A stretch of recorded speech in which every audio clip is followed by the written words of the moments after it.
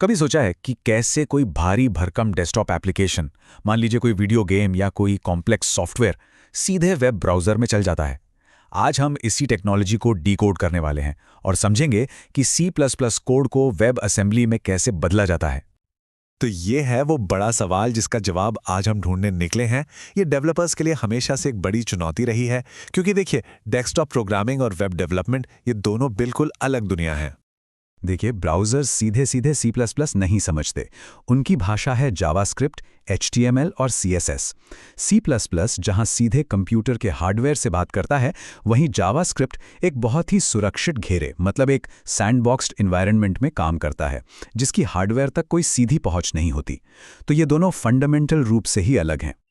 और बस यहीं पर वेब असेंबली यानी वास्म की एंट्री होती है।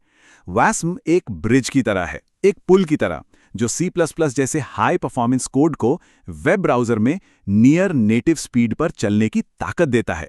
ये ब्राउज़र के लिए एक यूनिवर्सल कंपाइलेशन टारगेट जैसा है। तो सवाल ये उठता है कि C++ कोड को वास्म में आखिर बदलते कैसे हैं? तो इसके लिए एक बहुत ही पावरफुल टूल है जिसका नाम है Emscripten। और ये सिर्फ कोई कंपाइलर नहीं है, ये एक पूरी टूल चेन है जो इस पूरे प्रोसेस को एकदम आसान बना देती है। तो चलिए Emscripten को थोड़ा और करीब से जानते हैं। जैसा मैंने कहा, ये कोई एक अकेला टूल नहीं है, बल्कि एक पूरा इकोसिस्टम है जो C++ कोड को वेब रेडी बनाने के हर काम को संभालता है, कंपाइलिंग से लेकर उसे वेब पेज से जोड़ने तक सब कुछ। सुनने में ये प्रोसेस थोड़ा मुश्किल लग सकता है, पर है नहीं। इसे 3 बहुत ही आसान स्टेप्स में समझ सकते हैं। पहला, अपना C++ कोड लिखिए। दूसरा, उसे Emscripten के MCC कमांड से प्रोसेस कीजिए और बस वेब पर चलाने के लिए तैयार फाइल्स मिल जाएंगी। अच्छा, तो Emscripten हमें 3 मेन फाइल्स बनाकर देता है। पहली है .wam फाइल, जिसमें हमारा कंपाइल्ड C++ कोड होता है। दूसरी है .js फाइल, जिसे ग्लू कोड भी कहते हैं। इसका काम WAS मॉड्यूल को लोड करना और वेब पेज से जोड़ना है। और तीसरी है एक .html फाइल, जो इन सबको एक साथ चलाने के लिए एक ready to run sample page है। लेकिन जब पहली बार इसे चलाने की कोशिश करेंगे, तो हो सकता है ये एरर मैसेज दिखे। घबराने की कोई बात नहीं है, ये एक बहुत ही आम प्रॉब्लम है और इसका सल्यूशन तो और भी आसान है। इसका समाधान ये है, और इसे एक गोल्डन रूल समझिए। वास्म फाइल्स को चलाने के लिए हमेशा एक वेब सर्वर का इस्तेमाल करना जरूरी है। सिक्योरिटी रीजंस की वजह से ब्राउज़र्स वास्म फाइल्स को सीधे लोकल हार्ड ड्राइव से लोड नहीं कर सकते। उन्हें एक सर्वर के जरिए ही सर्व करना पड़ता है। Hello world. तो ठीक है, वो तो बस एक शुरुआत थी। असली प्रोजेक्ट्स के लिए हमें आउटपुट पर और ज़्यादा कंट्रोल चाहिए होता है। और अच्छी बात यह है कि Emscripten हमें इसके लिए ढेर सारे ऑप्शंस देता है।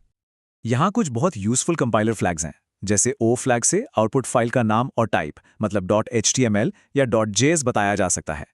O3 फ्लैग का इस्तेमाल करके कोड को प्रोडक्शन के लिए ऑप्टिमाइज कर सकते हैं ताकि वो तेजी से चले।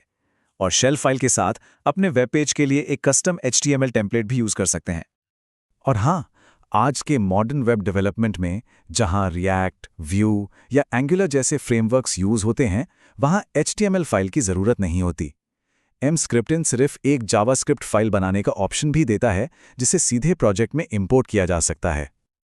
और अब आते हैं इस टेक्नोलॉजी के सबसे एक्साइटिंग हिस्से पर, C++ और जावास्क्रिप्ट के बीच एक सीधा कनेक्शन, एक पुल बनाना। C++ कोड में EMCRP की एक ही पे लाइव मैक्रो का इस्तेमाल होता है। ये मैक्रो कंपाइलर को बताता है कि हे, इस फंक्शन को हटाना मत, भले ही तुम्हें लगे कि ये यूज नहीं हो रहा है, पर हम इसे जावास्क्रिप्ट से कॉल करने वाले हैं।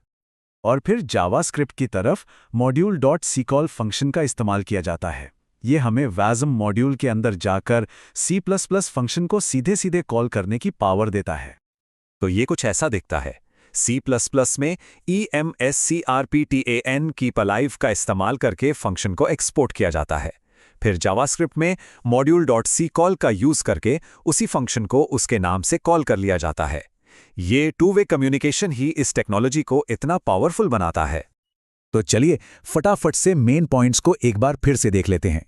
वेब असेंबली की मदद से C++ कोड ब्राउज़र में चल सकता है। Emscripten वो टूल है जो इस जादू को मुमकिन बनाता है। एक बात हमेशा याद रखनी है, आउटपुट को हमेशा वेब सर्वर से ही चलाना है।